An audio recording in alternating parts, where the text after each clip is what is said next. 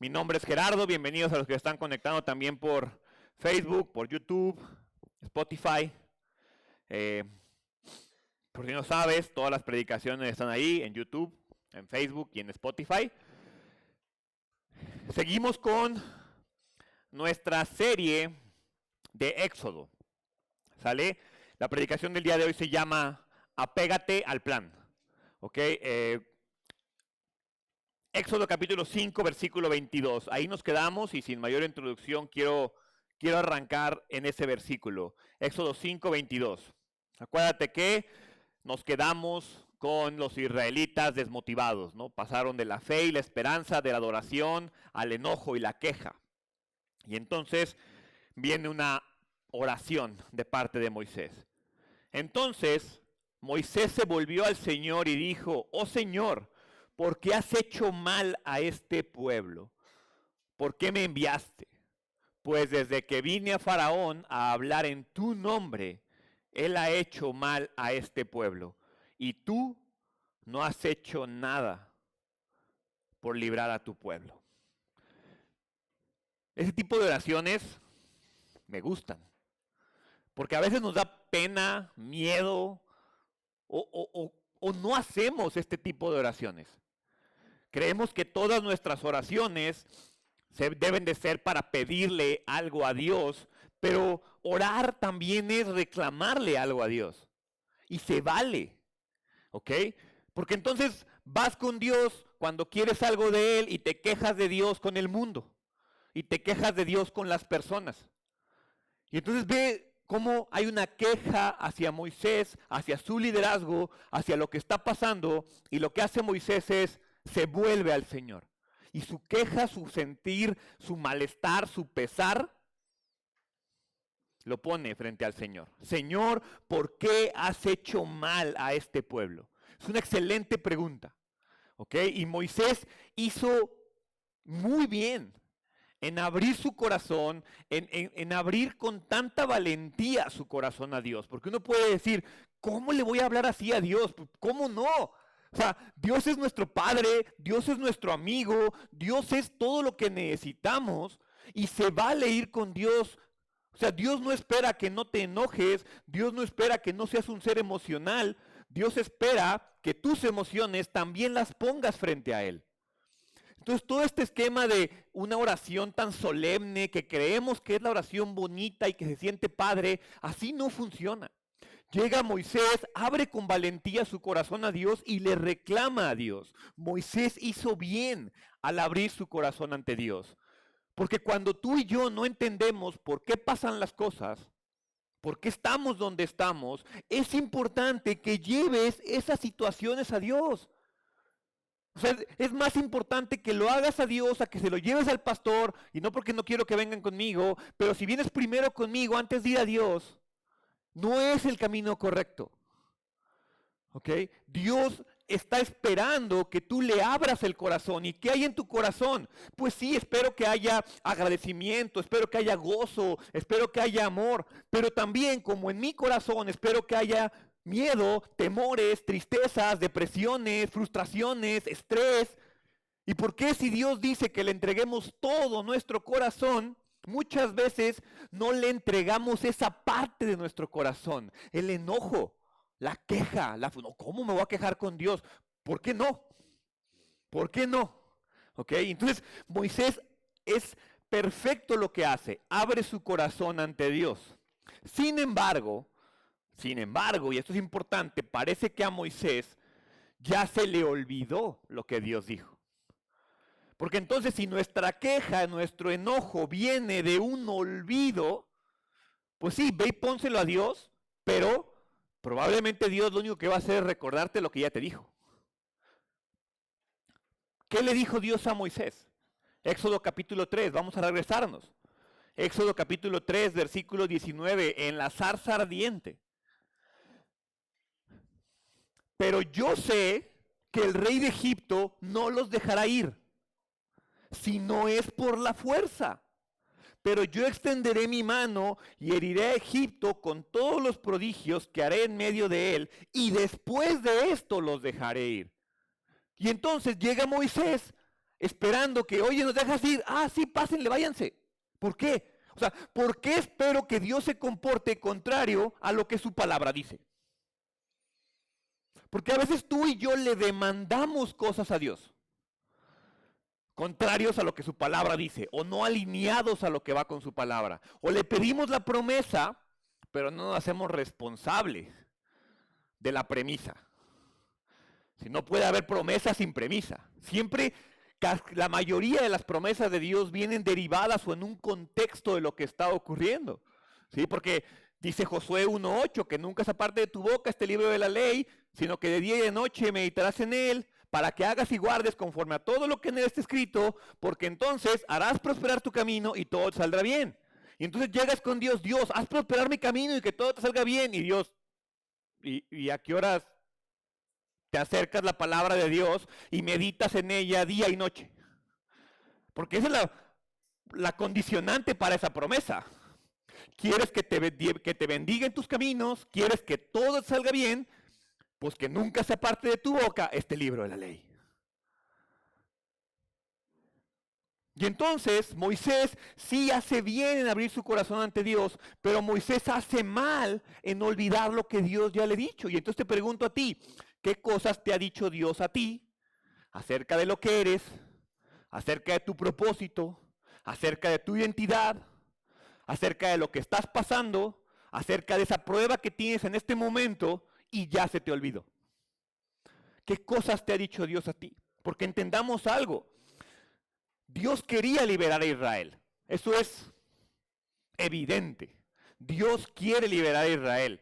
Pero las intenciones de Dios, los motivos de Dios, van mucho más allá de una simple liberación. Dios pudo haber tronado los dedos, derribado y destruido todo Egipto y decirle a su pueblo, vámonos. Lo pudo haber hecho. Si no lo hizo, es porque Dios quiere algo más que la simple libertad. Entonces, cuando tú estás con Dios y Dios no resuelve tus problemas de la noche a la mañana, y Dios no sana tu matrimonio, y Dios no corrige tus errores, y Dios no libera tus tentaciones, de la forma en la cual lo puede hacer, porque Él lo puede hacer de esa manera, es porque a Él le importa más lo que pasa contigo en ese proceso. Y entonces Dios quiere liberar a Israel, pero sus intenciones van más allá de la simple libertad. Dios quiere transformar un pueblo esclavo, no lo quiere transformar en un pueblo libre. Quiere transformar un pueblo esclavo en un pueblo apto para la tierra prometida. Entonces Dios puede liberarte a ti, pero Dios no le importa nada más que seas libre, le importa que seas apto para esa libertad. Porque si Dios te quita esa obsesión, ese ídolo, esa tentación, ese pecado, ¿qué crees que vas a hacer tú? Ir a agarrar otro nuevo. Y si no, pregúntate si eres de esas personas que vas de relación tóxica en relación tóxica. Porque si el cambio no se da en ti, ¿qué crees? Vas a seguir escogiendo lo mismo.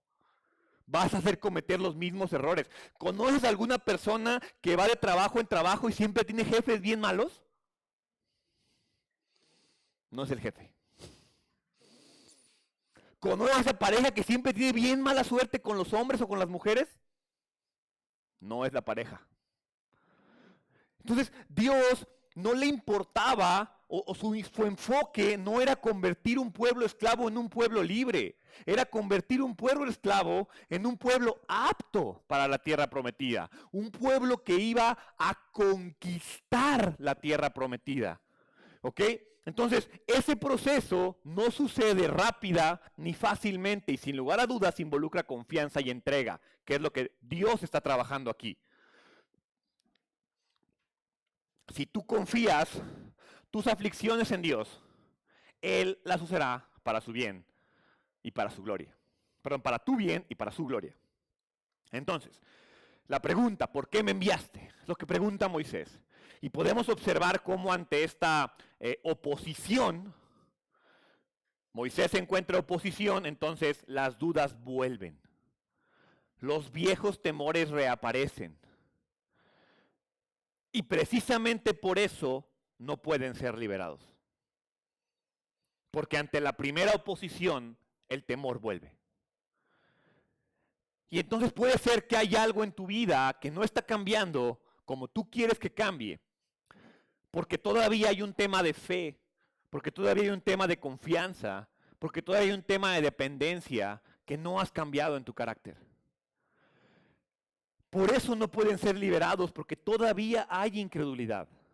Porque todavía le falta enfoque a Dios, perdón, a Moisés. ¿Ok? Piensa lo que esto que está ocurriendo significaba para Moisés. ¿Ok?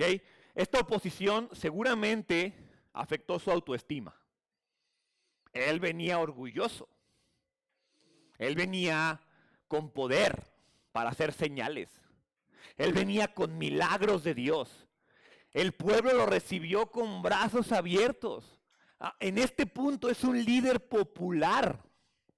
Y precisamente el ser un líder popular, el tener poder, el que las cosas se fueron acomodando, fue lo que hizo que se olvidara de lo que Dios le había dicho. Dios le dijo, vas a tener oposición. Pero como todo empezó a funcionar bien, a él se le olvidó. Seguramente Moisés ahora está pensando, mejor regreso a Madián, estaba mejor con las ovejitas de allá. Moisés llegó confiado y quizás piensa que los 40 años de Madián fueron suficientes, pero todavía tiene muchas cosas que formar en él.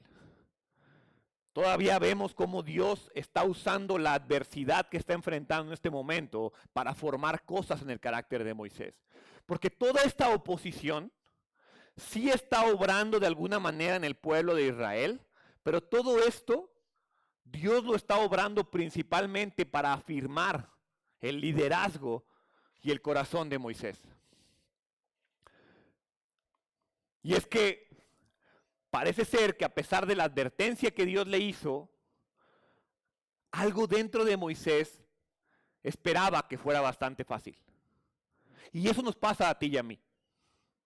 A pesar de que sabemos que en esta vida habrá aflicción, a pesar de que sabemos que la vida con el pecado es complicado, a pesar de que sabemos que Dios no es como que bendice y te avienta billetes en la cartera y te hace depósitos en la cuenta bancaria, a pesar de que sabemos que todo ocurre de tal manera, tú y yo esperamos que sea fácil.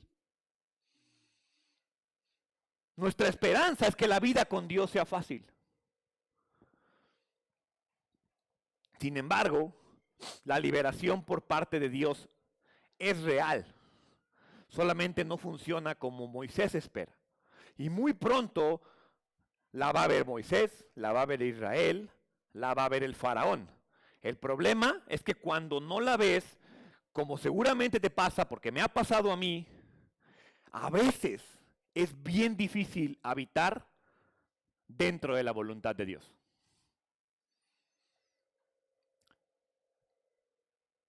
Pero Moisés está a punto de descubrir que a pesar de que es difícil habitar en la voluntad de Dios, es todavía peor habitar fuera de la voluntad de Dios. Ahora, te vuelvo a recordar algo. ¿Quién escribió Éxodo? Moisés. Moisés está escribiendo esta historia. Esta historia, ¿para quién la escribió? Siempre que tú hagas un estudio de un libro, tienes que preguntarte, ¿para quién está escribiendo esta historia? Moisés está escribiendo esta historia para la generación del desierto. Para esta generación de los hijos que no fueron necios. Los hijos de los que no quisieron la tierra prometida. Entonces Moisés le está diciendo a ellos, les está mostrando a ellos cómo él mismo falla. Porque acuérdate que es el gran Moisés. O sea, estos niños jóvenes que ahora son adultos, que les está escribiendo el Éxodo a ellos, lo que conocen de Moisés es el Moisés que abre el mar. Es el Moisés que hace que caiga el maná. Es el Moisés que, o sea, todo esto, que saca agua de las piedras. Es el Moisés que ellos conocen. Y entonces Moisés le está diciendo cómo él mismo es una persona impaciente. ¿Por qué es importante mencionarlo? Porque la generación del desierto, y para todo caso nuestra generación hoy en día, también tenemos que aprender algo. Es una lección que como creyentes tenemos que aprender y batallamos mucho en aprenderlas. El tiempo de Dios casi nunca coincide con nuestras expectativas. Por eso tenemos que aprender a ser pacientes. Y aparte, su idea de las dificultades que tenemos que pasar solo a veces coincide con nuestra idea de lo que creemos que podemos aguantar. Entonces, la expresión que usa Dios es que por la fuerza, ¿sí? Si viste ahí, lo leímos en Éxodo capítulo 5, versículo 20.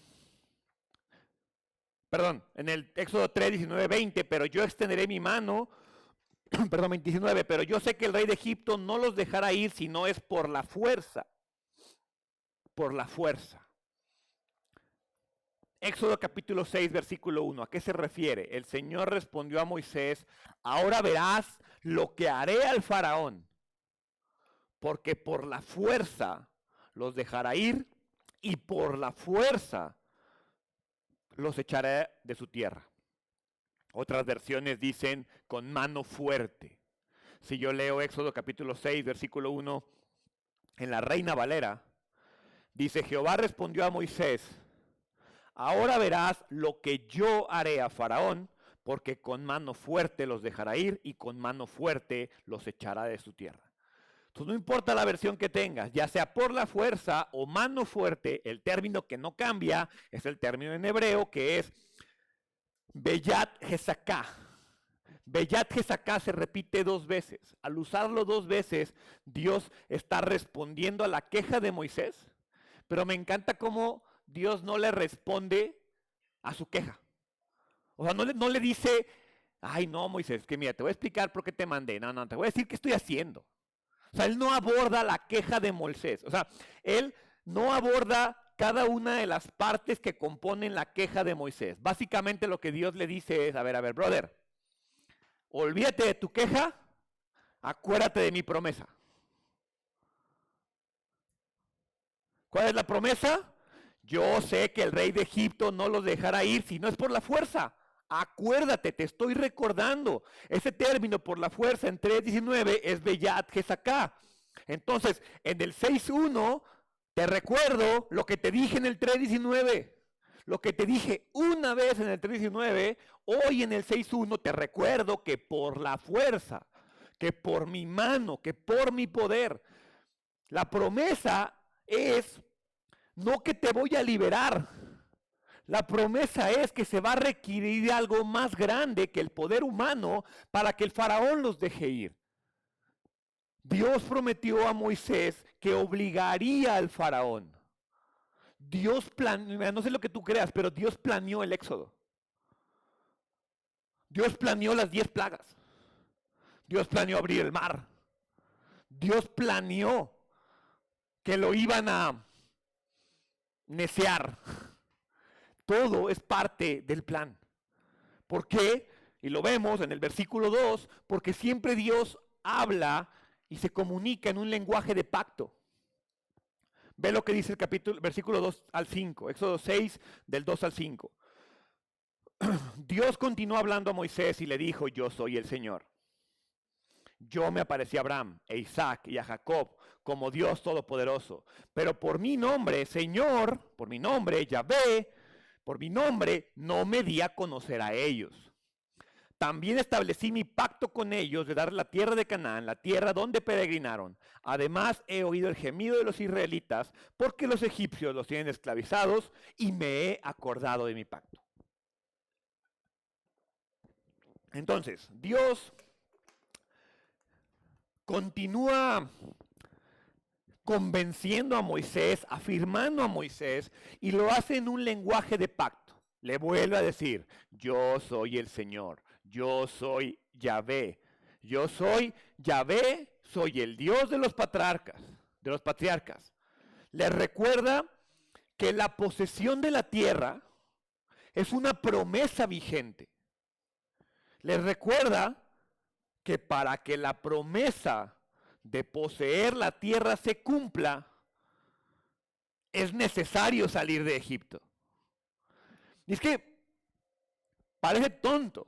Tú y yo lo leemos y pues claro, si quieres conquistar Canaán, hay que salir de Egipto. Es lógico, geográficamente es lógico. Pero si lo traspasamos a nuestra vida, ya no nos es tan lógico. O sea, nosotros queremos ser parte del reino de Dios sin dejar el mundo. Sin dejar nuestra vieja naturaleza. O sea, como para nosotros no está este tema geográfico de sal de Egipto para llegar a Canaán, tú y yo decimos, ok, quiero Canaán, pero quiero seguir. Es más, tráete Canaán a Egipto. Más fácil, ¿no, Dios? Te la pongo más fácil. O llévate Egipto conmigo a Canaán. Y así no funciona. Dios tiene un pacto, Dios tiene una promesa, Dios tiene un propósito para tu vida, para mi vida, pero esta promesa, este propósito, este pacto, este plan, no se puede cumplir si primero no sales de Egipto. ¿Qué es eso que tienes que dejar atrás para que el plan de Dios se cumpla en tu vida? ¿Qué es eso que está limitando el plan de Dios en tu vida? Y entonces en el versículo 3, Dios le da una explicación a Moisés de algo que hasta este momento había sido implícito. Dios, Yahvé, El Shaddai, son la misma persona. Y tú y yo lo entendemos. En aquella época no era tan obvio. Moisés debe asumir la plena continuidad de las promesas patriarcales y para hacerlo es necesario confiar en medio de las dificultades actuales. Porque entonces ahora vete más para atrás, a Génesis 15. Génesis 15, versículo 13. Y Dios le dijo a Abraham, no a Abraham, a Abraham, antes de cambiarle el nombre a Abraham. Y Dios le dijo a Abraham, ten por cierto que tus descendientes serán extranjeros en una tierra que no es suya, donde serán esclavizados y oprimidos durante 400 años. Pero yo también juzgaré a la nación a la cual servirán y después saldrán de allí con grandes riquezas. Tú irás a tus padres en paz y serás sepultado en buena vejez. En la cuarta generación ellos regresarán acá, porque hasta entonces no habrá llegado a su colmo la iniquidad de los amorreos. Yo me parecía a Abraham, yo me parecía a Isaac, yo me parecía a Jacob. Está hablando de las generaciones. Tú irás a tus padres y serás sepultado en la cuarta generación, ellos regresarán acá. Porque hasta entonces no habrá llegado a su colmo la iniquidad de los amorreos. La promesa tiene como eje central el eventual regalo de la tierra a los descendientes de Abraham, después de haber sido esclavizados en tierra extranjera y maltratados, pero liberados y enriquecidos en el proceso. ¿Te diste cuenta por qué Dios permitió 400 años, además de formar el carácter? Porque Canaán no tenían nada. En Canaán se iban a morir de hambre. Se los llevó a Egipto, sí. Fueron esclavizados, sí. Pero regresaron ricos, poderosos, fuertes.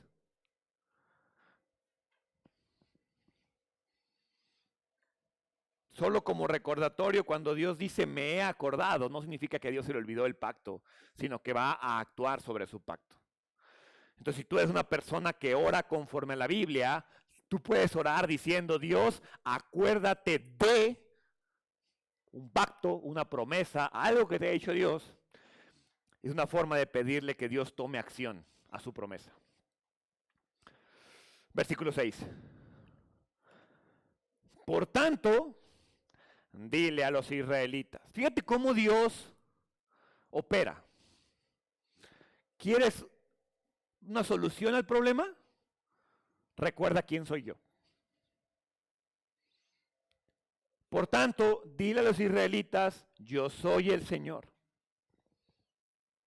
Y los sacaré de debajo de las cargas de los egipcios.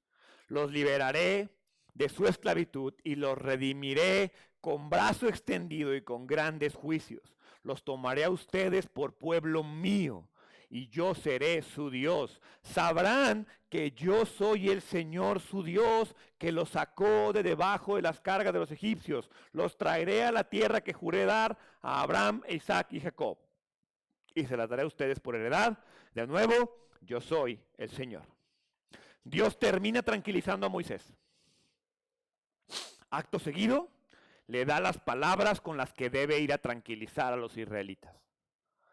Palabras que representan una ampliación de lo que ya le había dicho al mismo Moisés. No te va a decir, o sea, Dios no te va a decir algo diferente, ¿eh? Todo lo que necesitas saber ya está aquí y ya te lo dijo. El problema es que no lo creemos. Entonces, estas palabras resumen de alguna manera el plan de Dios para su pueblo. Y de nueva cuenta vamos a ver a Dios comenzar el discurso con esta frase, yo soy el Señor. Le promete la liberación de su posición de servidumbre y sin ser específico vuelve a decir que con brazo extendido, que con juicios. O sea, les está diciendo, no va a ser por la buena, vamos a tener que pelear, pero la pelea es mía. Yo voy a mandar las plagas, yo voy a encargarme de que te liberen. ¿Ok? Y entonces, Egipto como tal había oprimido injustamente a los israelitas. Israel nunca fue una amenaza real. Por tanto, Dios también tiene que juzgar a Egipto. Entonces, por eso es que Dios no se puede limitar a rescatar a su pueblo. ¿Por qué? Porque también tiene que haber un juicio en el proceso para los egipcios. Y el pueblo tiene que ser testigo de que Dios es un Dios justo.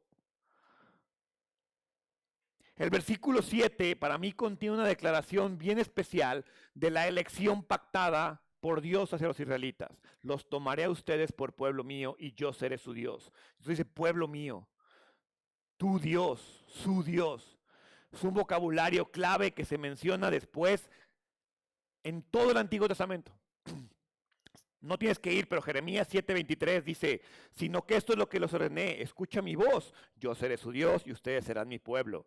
Ezequiel 36:28, habitarán en la tierra que di a sus padres y ustedes serán mi pueblo y yo seré su Dios. Esa es la promesa que Dios le hizo a Israel y ¿qué crees? Esa es la promesa que Dios te hace a ti. Tú serás mi pueblo y yo seré tu Dios.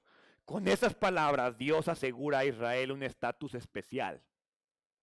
Si lo quieres ver de una manera, eran corporativamente hablando su propio pueblo. El don real del pacto concreta las bendiciones y responsabilidades que implica ser pueblo de Dios. Porque ser pueblo de Dios tiene muchas bendiciones, pero ¿qué crees? También tiene muchas responsabilidades. Y con eso, con esa promesa de tú eres mi pueblo y yo soy tu Dios, tú adquieres bendiciones, tú adquieres responsabilidades, yo otorgo bendiciones, yo tengo responsabilidades también. Es un pacto. Y lo principal es que Dios le está prometiendo a Israel, como te promete a ti, un interés particular en tu vida. Porque, ¿qué crees? Así como dijo que Israel sería su pueblo y ellos serían su Dios, en Primera de Pedro, Dios también nos da un mensaje a nosotros. Primera de Pedro 2:9. Ustedes, yo, son linaje escogido. Real sacerdocio, nación santa, pueblo adquirido para posesión de Dios, a fin de que anuncien las virtudes de aquel que los llamó de las tinieblas a su luz admirable. Tú también eres pueblo de Dios. Dios también es tu Dios. Esto significa que Dios también tiene, así como con Israel, un interés particular en ti. Y quiero que entiendas algo, el don real, el regalo del nuevo pacto es que Dios concretará las bendiciones asociadas al hecho de que tú y yo seamos suyos. Ese es el regalo. La confianza plena y la seguridad que tú y yo tenemos en que Dios concretará las bendiciones asociadas a que tú y yo seamos su posesión. Aquí lo que Dios está diciendo es: confía en mí, yo me encargo, yo te voy a liberar. ¿Cuál es la prueba? No te diré nada todavía. Pero cuando estés fuera de Egipto, en el lugar donde te tomaré como mi pueblo, vas a poder voltear atrás y entender lo que está pasando. El problema es que tú y yo no queremos avanzar porque no vemos nada. Y Dios lo que quiere es que avances y luego voltees para atrás y veas de dónde te sacó. El versículo 8 se remonta a las repetidas promesas formales hechas por Dios a los patriarcas. Ellos nunca habían tenido tierra. Ahora tendrían la tierra que Dios les regaló. Y de nuevo las palabras "yo soy el Señor" aparecen al final del versículo 8. Y para mí es la mejor manera que le puede responder a un quejoso, a un quejumbroso. Yo soy el Señor. Estas palabras tienen un profundo significado teológico, de dos maneras. Primero, funcionan como un recordatorio. Cuando tú dices que Dios es tu Señor, en la semana, el miércoles, tuvimos una discusión ahí los hombres y hablábamos de cómo en realidad no tenemos problemas en reconocer a Dios como nuestro Salvador. Tenemos problemas con reconocer a Dios como nuestro Señor, someternos a Él. O sea, es muy fácil decir: yo te reconozco como mi Señor y Salvador. Lo digo facilísimo, no me toma ni 30 segundos decirlo. Vivir con Dios como tu Señor, someterte a Dios como tu Señor, ahí ya cambia. Entonces, en primer lugar, es un recordatorio para que te acuerdes del pacto. Yo soy el Señor, yo soy el Dios del pacto. Y en segundo lugar, yo soy el Señor, es una declaración de identidad. No solo teórica, sino relacional. Invita a la gente, a ti, a mí, a decir: yo tengo una conexión con ese Dios. Yo lo conozco personalmente. No es un Dios cualquiera, es mi Dios. Hay una gran fuerza en decir: Dios es mi Dios. Abismalmente diferente a decir: Dios es Dios. Dios es el creador. Es bien diferente a decir: Dios es mi creador. Dios es fiel, es bien diferente a decir: Dios es fiel conmigo. Dios es amor, muy diferente a decir: Dios me ama.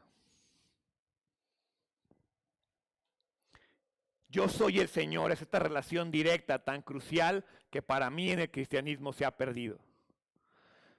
Nosotros no basamos nuestra identidad en Dios. Versículo 9. Ellos no escucharon. De esta manera, Moisés habló a los israelitas, y subraya eso, pero ellos no escucharon a Moisés. ¿A causa de qué? Del desaliento y la dura servidumbre. ¿Alguna vez te has encontrado en una situación de optimismo y el sufrimiento te baja de la nube? Todo va bien y de repente ¡zas! Y se te olvida todo. Eso es lo que le está pasando al pueblo de Israel. Esto pasa muy a menudo y es justo lo que está pasando aquí. Nuestra fe suele verse mermada por los problemas. ¿Por qué? ¿Por qué pasa esto? Porque además de ser seres espirituales, somos seres emocionales. Y las emociones juegan un papel muy poderoso en nuestros pensamientos. Y si el pensamiento se vuelve pesimista, en la presencia del dolor hay un problema. Por eso, aunque nos parezca necio, es comprensible que los israelitas no escucharan el mensaje. Como estoy seguro que cuando tú estás en un tema de ansiedad y llega un aleluyito loco a decirte, confía en Dios, hermano, no se te quita la ansiedad. Eso es lo que pasa aquí. Es normal, es esperado. Dios no espera, bueno, a la larga sí, pero de entrada Dios no espera que simplemente porque sí se te quite la emoción, se te quite el problema, se te quite el pensamiento. Es un proceso. Porque aparte, ¿qué crees? El faraón hizo lo que hizo para desanimarte, como el diablo hace lo que hace para desanimarte. ¿Y qué crees? Como con el faraón, el plan es un éxito.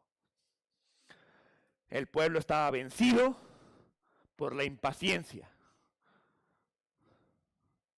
Y entonces, ¿qué es lo que hay que hacer? Lo mismo que hizo Moisés, apégate al plan. Versículo 10. Luego el Señor le dijo a Moisés, ve y nesea y convence a los israelitas de que te hagan caso. Vuelve a hablar con el faraón, rey de Egipto, y dile que deje salir de su territorio al pueblo de Israel. Pero Señor, contestó Moisés, si mi propio pueblo ya no quiere escucharme, ¿cómo puedo esperar que me escuche el faraón? Soy tan torpe para hablar. Pero el Señor habló con Moisés y con Aarón y les dio órdenes para los israelitas y para el faraón, rey de Egipto. El Señor mandó a Moisés y a Aarón que sacaran de Egipto al pueblo de Israel. Para Moisés esto es un problema. ¿Cómo puedo esperar que el faraón me escuche si los que me tienen que seguir no lo hacen? La pregunta es legítima. Y de hecho ve cómo sus propias dudas ahora le recuerdan sus excusas. De nuevo, soy tan torpe para hablar. Yo me imagino, Moisés, no habíamos hablado ya de eso. Ese tema ya lo habíamos dejado ya en la zarza, ¿te acuerdas? Te lo vuelvo a recordar. Y Dios le dice, bueno, más bien no le dice, apégate al plan. Ve y vuelve a hablar con el faraón. Y yo me imagino de nuevo a Moisés, otra vez. Eso ya lo hice y no jaló. Ve y vuelve a hacer lo mismo. ¿Por qué? Porque Dios le dice, o sea, yo me imagino a Moisés, a ver, Dios, eso es que se me hace que no estás poniendo atención, Dios. Eso ya lo hice y no jaló. Ya agarré la Biblia y no cambió mi vida. Ya diezmé y no funcionó. Llevo yendo a la iglesia, sirviendo, hablando de ti, siguiendo de ti y mi vida no está cambiando. Y entonces llega Dios y te dice, síguele. A ver, Dios, pon atención. Quiero otra cosa diferente. Manifiéstate de forma diferente. Y Dios le dice, no, vuelve a hacer lo mismo. Vuelve a hacer lo mismo. Apégate al plan. Porque estoy seguro que te ha pasado. Haces lo que tienes que hacer y no obtienes los resultados esperados y Dios te vuelve a decir, síguele. Síguele. Dios quiere que al igual que Moisés, persistas en la obediencia. La obediencia no es un tema de ya te obedecí y veo el resultado. La obediencia es un tema de que para obedecer a Dios, yo no tengo que ver los resultados. Es decir, Moisés no tiene que ver al faraón, a los israelitas, ni siquiera él mismo. La obediencia se basa en mirar a Dios y solo a Dios. Moisés quería renunciar después del primer revés, después del primer problema. Y entonces yo imagino a Dios, mira, brother, todavía no sabes lo que te espera en el desierto. Entonces todavía no estás listo para el desierto. Síguele, sigue obedeciendo, pero sigue obedeciendo. Y no, lo interesante de esto es que no es sigue obedeciendo para que las cosas estén mejor, es sigue obedeciendo porque las cosas se van a poner peor. Perdón si te desmoralizo un poco, pero Dios tiene mucho que hacer en el corazón de Moisés antes de que él esté listo para todo el desánimo que le espera más adelante. Porque entonces Moisés en este tiempo es cuando aprende que la obediencia es lo que lo va a sacar adelante de las cosas complicadas. ¿Por qué crees que Moisés se enojó tanto cuando baja del monte la primera vez y ve el despapalle que tienen estos? Porque él ya sabe la bendición en la obediencia. Él ya la conoció. Y entonces vemos cómo Dios está preparando a Moisés para lo que se viene. ¿Por qué Dios endurece al faraón? Porque Moisés lo necesita. ¿Por qué Dios no te libera de tu problema? ¿Por qué Dios no cambia a tu marido? ¿Por qué Dios no cambia a tus hijos? ¿Por qué Dios no cambia a la esposa? ¿Por qué sigues batallando con el mismo jefe o con el mismo tipo de jefes? ¿Por qué no encuentras el trabajo ideal? ¿Por qué no sales de deudas? Porque todavía no estás listo. Tú.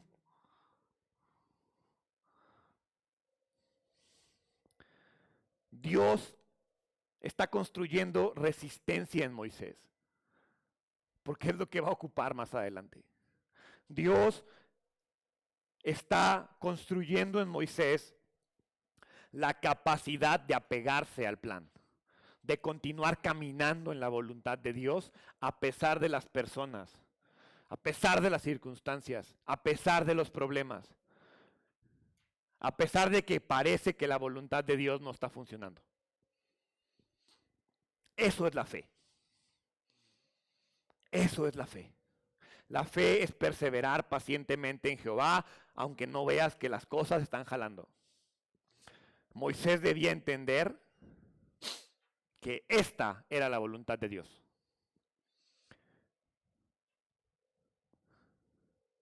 Y que al final su mandato se va a cumplir.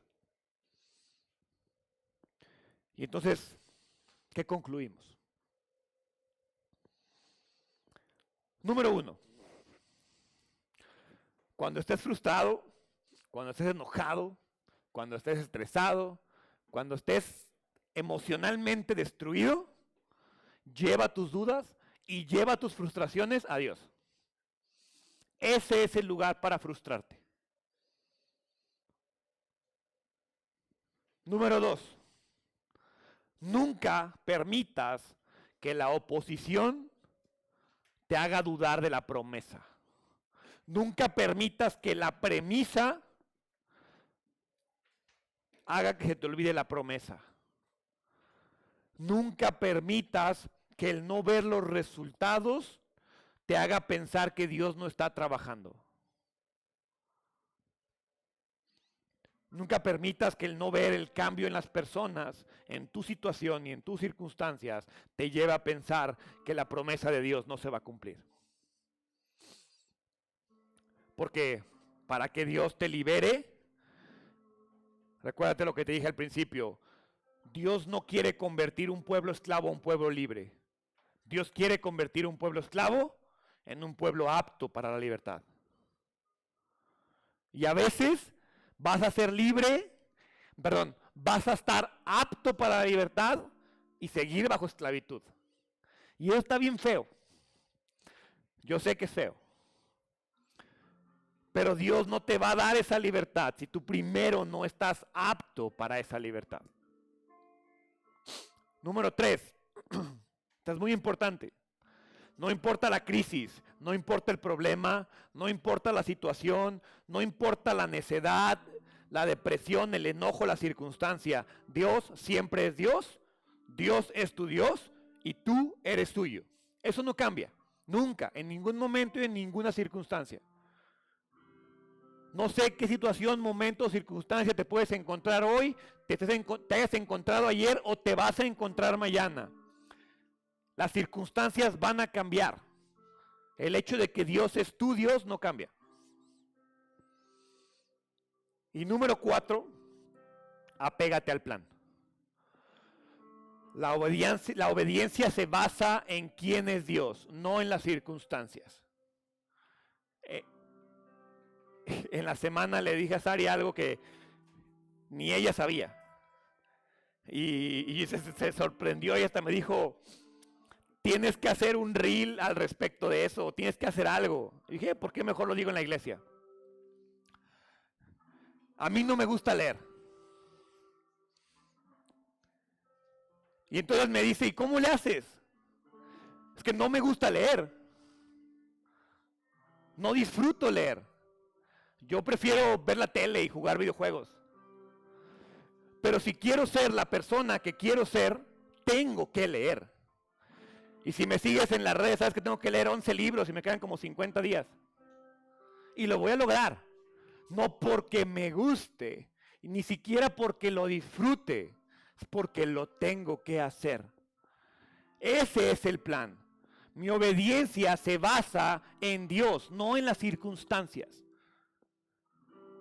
La obediencia se basa en quién es Dios y qué es lo que Dios puede hacer en mí. Entonces, hoy mi invitación es esa, apégate al plan. ¿Por qué no cierras tus ojos? Padre, te doy gracias. Gracias porque en verdad eres bueno. Gracias, Dios, porque en tu misericordia nos llamas a obediencia. Porque aunque muchas veces no vemos el resultado, tú estás obrando y tú estás trabajando. Porque lo verdaderamente importante es lo que estás haciendo en mí y no por mí o para mí. Padre, gracias por tu infinito amor. Ayúdame a permanecer en obediencia. En el nombre de Jesús. Amén. Te invito a que te pongas de pie. Iglesia de Identidad, que el Señor te bendiga y te guarde, que el Señor haga resplandecer su rostro sobre ti y tenga de ti misericordia, que el Señor alce sobre ti su rostro y te dé paz, en el nombre de Jesús. Amén.